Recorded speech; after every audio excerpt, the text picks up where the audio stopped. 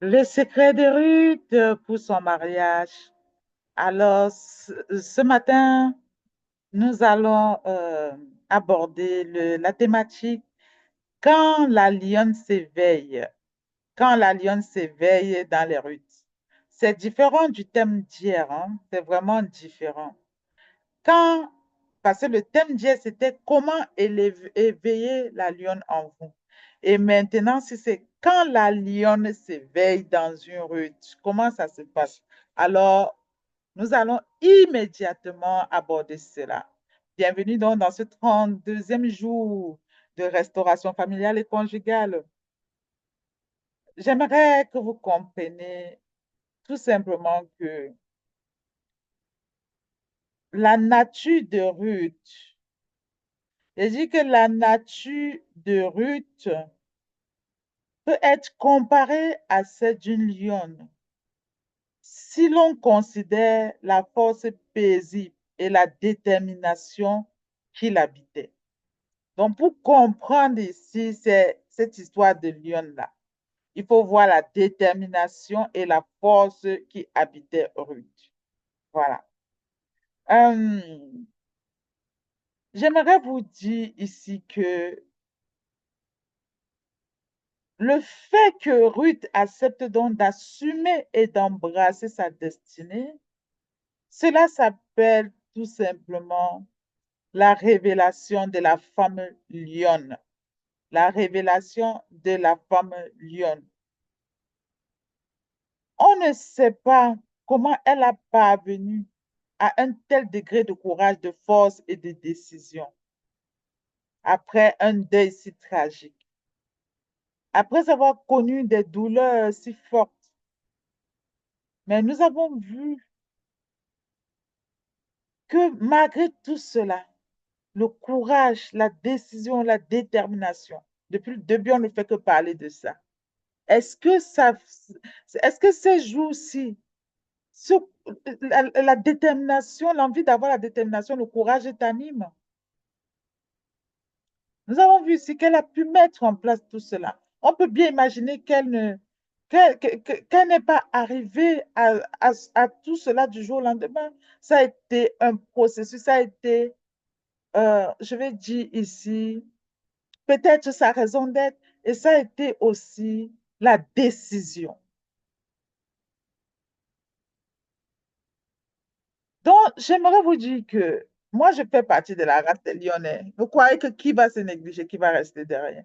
Je fais partie de la race des Lyonnais. Et je vais vous dire qu'on n'est pas de la race des lions, ni de la race des aigles par simple fantaisie. On ne l'est pas comme ça par claquement du bout des doigts. On accepte d'abord d'être un petit lionceau et on accepte de grandir et d'accepter que Dieu lui-même, qu'il nous amène à la dimension des femmes lionnes. Vous devez comprendre que les femmes et les hommes plus âgés, ici, dans la vie des Ruth, dans la vie des Ruth, ont eu un impact. L'impact de prendre les femmes qui sont à la dimension de Ruth sous leurs ailes, de les aider à cultiver l'onction, l'intégrité. Et cela fait désormais partie de l'existence des femmes Ruth.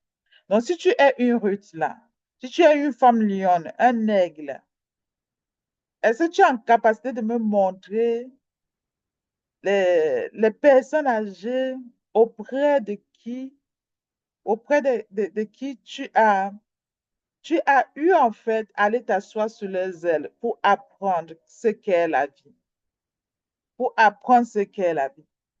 Je tiens ici à tirer un petit coup de chapeau à ma mamie. Quand je me souviens, j'étais toujours sous ses ailes et justement elle me parlait de la destinée en sa manière. Elle me disait parfois, lorsqu'on cuisinait autour du bois, on était revenu des champs, on cuisinait. Et elle me disait, euh, qui te porte et t'amène vraiment à l'autre bord. Je dis, mais quel autre bord? Elle me dit, qui t'envoie en Occident? Qui peut t'envoyer euh, à Paris? Donc, vous voyez que parfois, Dieu peut même utiliser les personnes autour de vous pour votre vision, pour votre destinée. Voilà. Et quand à chaque fois elle me disait ça, et moi-même j'avais les mêmes pensées sans toutefois lui dire, parce que je ne savais pas qui pouvait me payer le billet d'avion. À ce moment-là, j'ai commencé à prendre mon affaire d'aller en terre étrangère au sérieux. Et un jour, je lui ai même dit, effectivement, j'ai commencé aussi à me voir dans les rues de Paris, tellement tu me l'as dit, mais je ne sais pas qui va m'amener en terre étrangère. Qui va m'amener en terre étrangère? Voilà. Mais elle m'a appris beaucoup. Elle m'a appris beaucoup. Et je pense que je suis, comme je suis aujourd'hui, en partie vraiment grâce à elle. J'ai rencontré beaucoup de mentors tout au long de la vie. Mais la personne avec qui, le premier mentor, la personne avec qui vous vivez, vous partagez les douleurs. Et en plus, elle aussi était une veuve. Une veuve. Elle avait perdu son mari très jeune. Et veuve, elle a elle a su en fait élever ses enfants dans l'amour et la douceur, les envoyer à l'école. J'ai beaucoup appris en étant sous son manteau. J'ai appris à être, comment être une femme, comment malgré tout, même lorsque vous n'avez plus, si vous, il vous arrive de ne pas avoir de mari, mais comment se battre en tant que femme.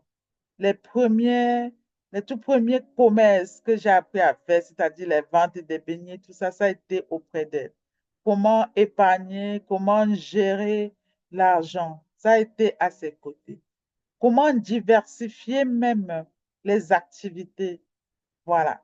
Parce qu'il fallait faire les beignets, il fallait aussi faire les travaux champêtres, il fallait, voilà, il fallait faire plusieurs choses pour pouvoir trouver un équilibre dans ce foyer-là dans lequel il n'y avait plus de papa depuis des années.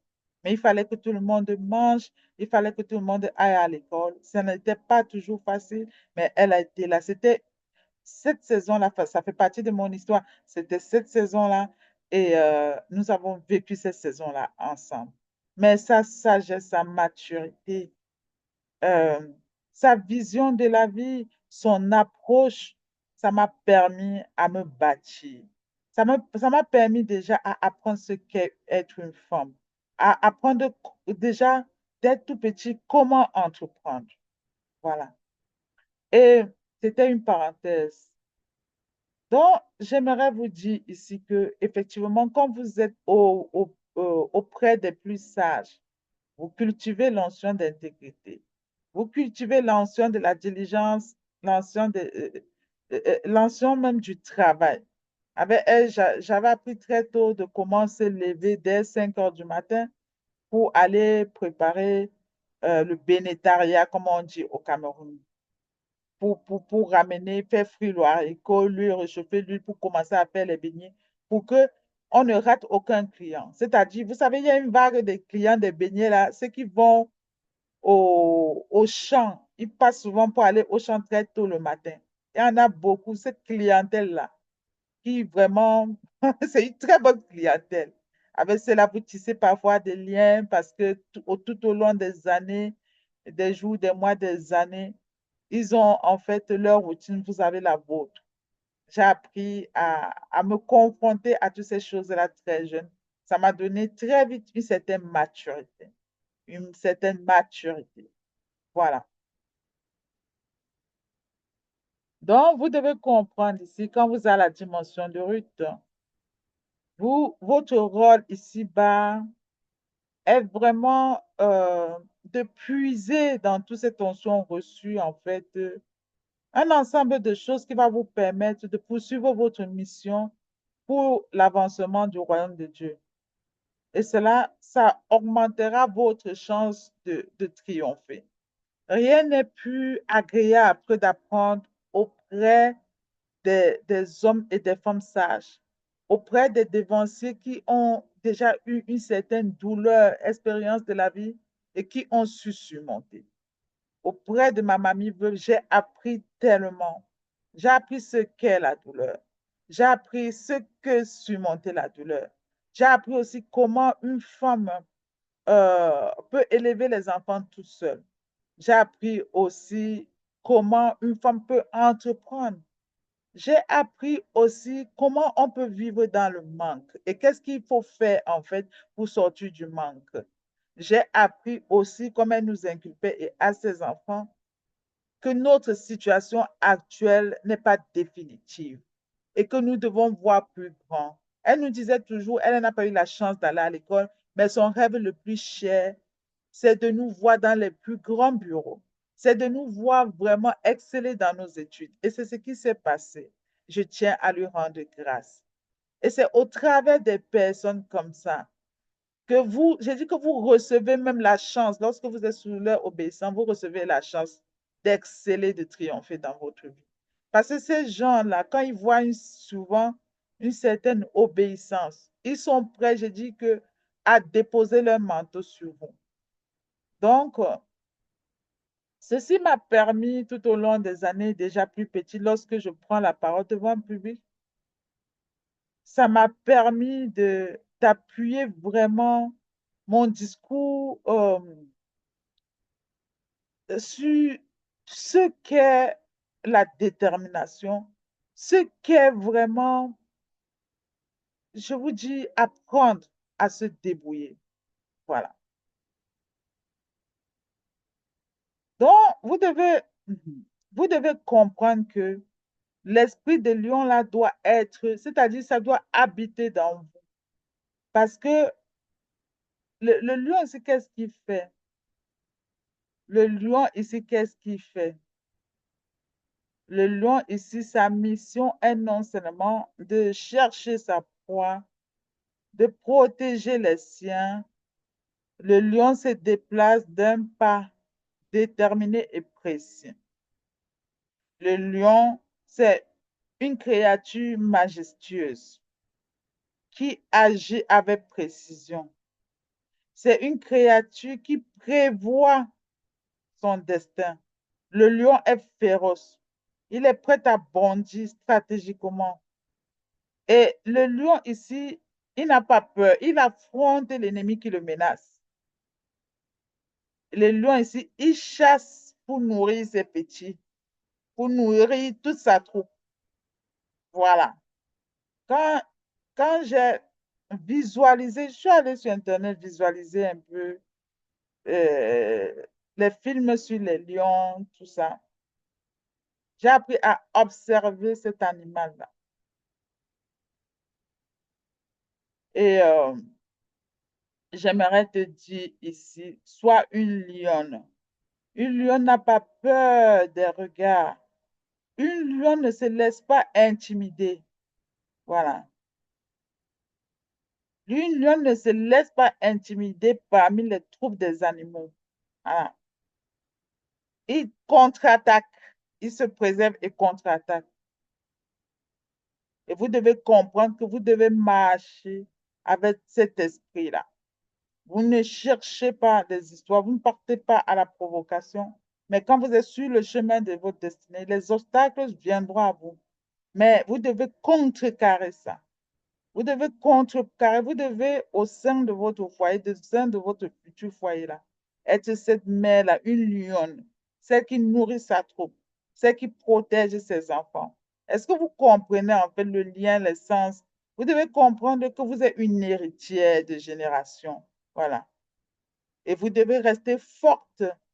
Vous devez rester forte pour remporter les victoires.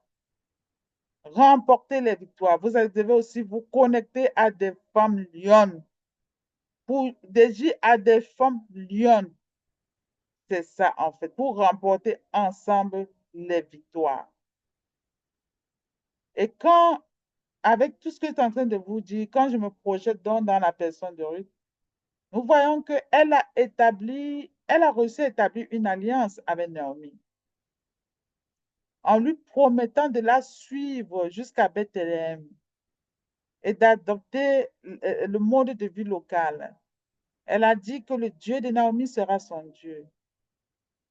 Et par sa sagesse, son influence, Elle a aidé. Vous voyez, Naomi, par son sagesse, son influence, sa culture, elle a aidé Ruth. Elle dit, elle a aidé Ruth à établir, non seulement déjà à mener une vie stable, à mener une vie stable et surtout à entrer dans une lignée royale. Elle a réussi à aider Ruth, j'ai dit, à s'établir dans la lignée royale de David. Et c'est dans la lignée royale de David qu'a conduit aussi la naissance de Jésus-Christ. Vous voyez ça? Formidable tout ça. Et nous voyons ici que l'importance des connexions divines, l'importance d'avoir un mentor, même lorsque vous vous préparez au mariage, c'est important. C'est important d'avoir une mentor déjà dans le domaine. Voilà. La mentor, elle ne va pas être toujours la personne que sa tête vous plaît ou toujours la... Voilà. Je veux dire que votre mentor ici peut être capricieuse. Votre mentor ici, ça peut être quelqu'un, hey, qui vous... Voilà. Mais vous êtes obligé de faire balader. Vous êtes obligé de faire balader pour suivre ses pas. Vous devez comprendre. Beaucoup même ne comprennent pas aussi leur présence auprès des mentors. Je fais une parenthèse ici. Beaucoup, quand ils vont auprès des mentors, c'est pour voir ce qui se passe dans le ministère de leur mentor, aller là-bas dans l'autre ministère, dire, être finalement comme des rapporteurs, des rapporteuses. Ce n'est pas votre but en fait auprès de votre mentor.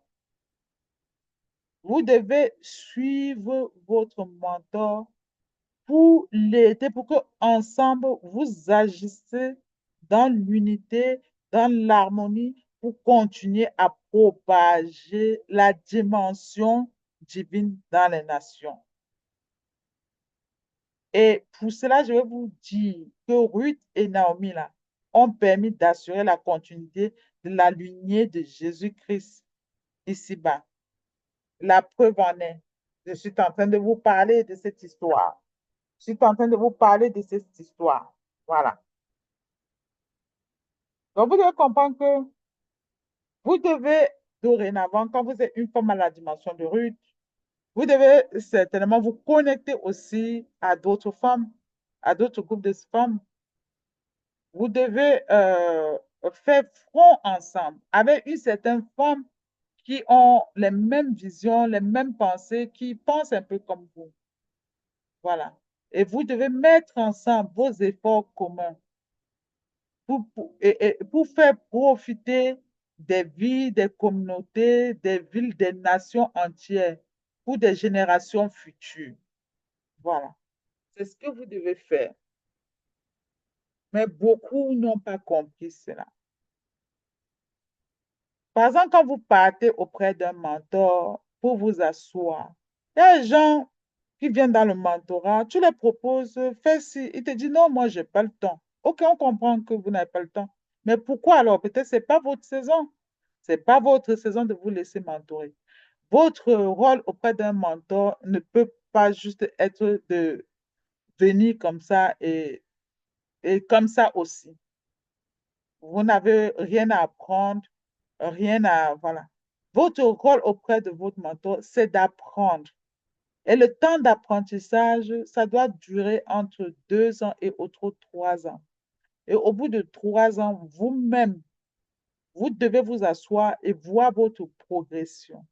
Ce qui a déteint sur vous. Ça ne veut pas dire que votre mentor ici, c'est elle qui doit faire des choses pour vous, hein. Jamais, jamais. Mais vous devez bien l'observer, voir comment elle fonctionne. Si c'est sa diligence, sa loyauté, son intégrité, la loi de la vitesse qu'elle utilise, son implication, la façon d'être dans la communauté.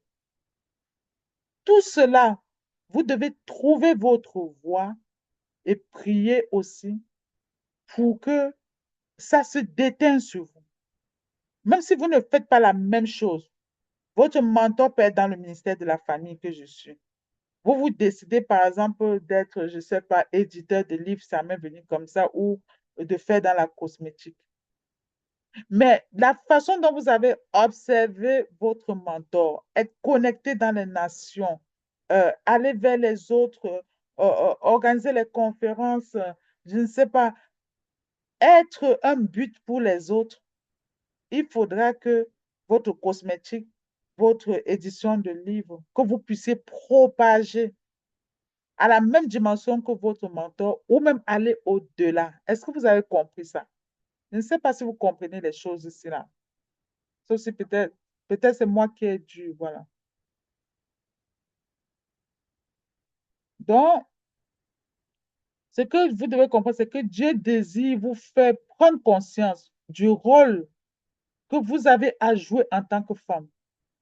Et les femmes lionnes partent toujours en chasse avec stratégie, audacieuse, impitoyable. Voilà. Et puis, toujours, elles fonctionnent. Je dis qu'elles fonctionnent de manière à être toujours dans l'unité, dans la coopération et être irréprochable. Voilà. Et vous devez comprendre que même lorsque vous formez des connexions divines, des groupes de femmes comme vous devez posséder toujours chacun des rôles spécifiques. Voilà. Et une femme lionne ne marche pas n'importe comment. Et une femme lionne doit, même si vous êtes dans les groupes, elle doit avoir son poste. Et ce poste-là, tu dois exceller dessus. De telle sorte on, voilà. Moi, je dis toujours, si tu es cireur de chaussures, il faut que partout, lorsqu'on cherche un cireur de chaussures, que c'est toi qu'on vient chercher. On dit que c'est telle personne-là. C'est ça, en fait. Il faut comprendre quand tu es une femme lionne et que tu te connectes à des personnes, tu dois tout faire pour coordonner, pour être en coordination. Coordination, voilà. Donc, c'est ça finalement, manifester la lionne qui s'éveille en vous. Et je pense que demain, je vais encore poursuivre comment devenir une lionne. Parce que cette histoire de lionne, j'aimerais vraiment que vous compreniez cela en profondeur. Les femmes rudes ne font pas moumou, hein. Moumou au Cameroun, ça veut dire nonchalante. Les femmes rudes euh, ne font pas moumou. Voilà.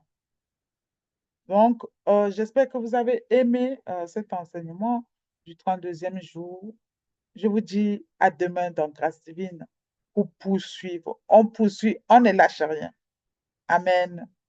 Donc, je vous souhaite de passer d'heureux moments. C'était votre coach conjugal, auteur, conférencière. Bye bye.